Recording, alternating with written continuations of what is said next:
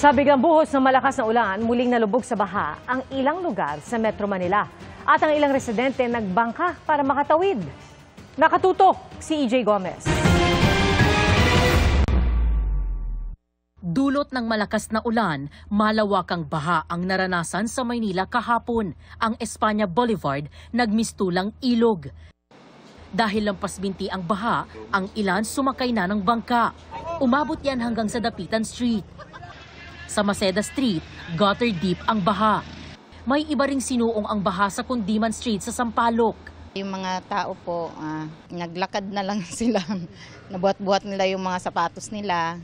Yun, kasi yun, basang-basa talaga sila. Sa Kundiman Street, marami po ang mga pinasok ng baha. Kasama po dito yung bahay po ng mga officials. Ang residenteng ito, inangat ang mga gamit para hindi mabasa ng baha. Kabi-kabilang traffic ang dinulot ng baha, gaya sa Dimasalang Street, sa Laon-Laan Road at Maria Clara Street. Sa Espanya, halos bus na lang ang dumaraan noong kasagsagan ng malakas na ulan. Wala, apektado po talaga kami kasi hindi kami makapamasada. Sobrang traffic, hindi na gumagalaw. Ang traffic umabot hanggang mag-aalas 11 kagabi, gaya sa Blumentritt. Ito yung kahabaan ng New Antipolo Street sa Tondo, Maynila, kung saan umabot daw hanggang sa tuhod ang baha ayon sa mga residente. Kita sa aking gilid ang mga basura na naglitawan noong kasagsagan ng baha.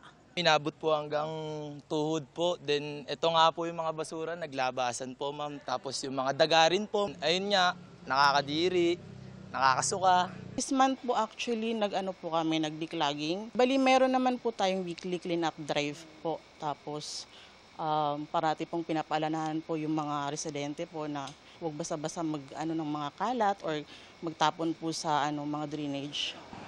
Pasado alas 10 ng gabi nang humupa ang baha sa Maynila. Para sa GMA Integrated News, EJ Gomez, nakatutok 24 oras.